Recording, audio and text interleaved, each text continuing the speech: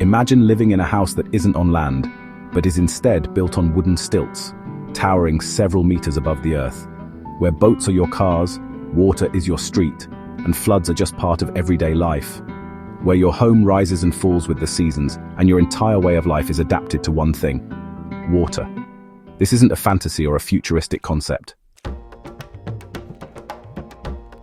This is real, and thousands of people have lived like this for generations. Welcome to Cambodia, home to communities that have literally built their lives on stilts. In this video, we'll explore how these incredible stilt villages survive annual floods, raise families above the lake, fish for survival, go to floating schools, and how climate change now threatens their very existence. Let's dive into the story of the country that lives above the water, and the people who call the sky and lake their home. At the heart of Cambodia lies the Tonlé Sap Lake, the largest freshwater lake in Southeast Asia. But this lake is not like others, it's alive. Every year, the Tonlé Sap expands and contracts in one of the world's most dramatic natural water reversals. During the dry season, it shrinks to around 2,500 square kilometers. But during the monsoon, the water floods backward, and the lake swells to over 15,000 square kilometers, more than 6 times its original size. Entire villages are built on stilts up to 10 meters high, anticipating the water's seasonal rise. Others live on floating houses, tethered together and drifting with the flood. This dynamic environment has shaped a way of life that is completely in sync with nature. In places like Kampong Pluk and Chongkanes, stilt homes tower above the ground, some over 30 feet high. These wooden houses are painted in bright colors and accessed by steep ladders or small boats. In the dry season, they sit awkwardly above empty plains of mud. But in the wet season, they transform into aquatic sanctuaries. Here's how daily life works. Children paddle to floating schools. Markets are held on boats. Fishermen launch from their front doors. Cooking, cleaning, and bathing all revolve around the lake water. Even livestock pens are elevated in wooden crates. Electricity is limited. Plumbing is rare. But the community is resilient, self-reliant, and deeply connected to the water. For generations, families have passed down not just homes, but an entire lifestyle lived above the flood.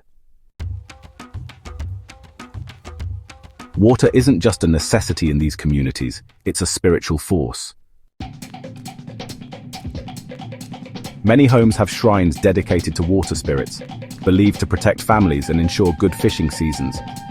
Annual festivals like Bonom Tuk celebrate the reversal of the Tonlé Sap River with boat races and offerings to the gods of the water. Food is also, deeply influenced by the environment. Fish, snails, and shrimp are daily staples. Fermented fish paste called prahok is a local delicacy. Markets float, selling bananas, rice, vegetables, even hot soup.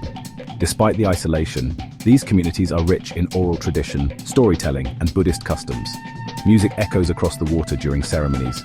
Children learn to respect the currents, and every home carries generations of stories etched in wood and water.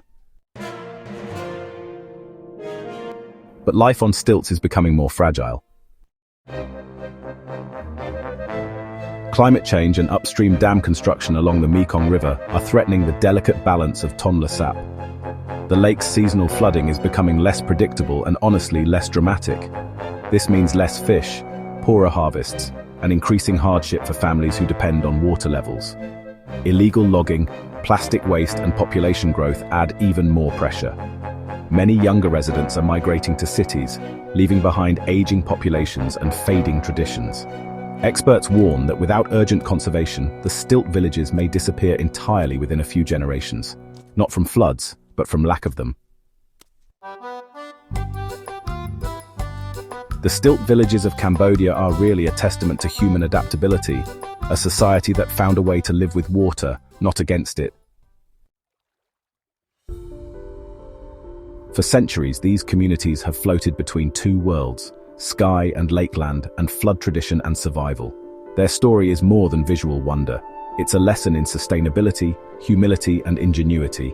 In an age where climate threatens coastlines and modern cities are overwhelmed by rising seas, perhaps it's time we learn from those who've always lived above the waves.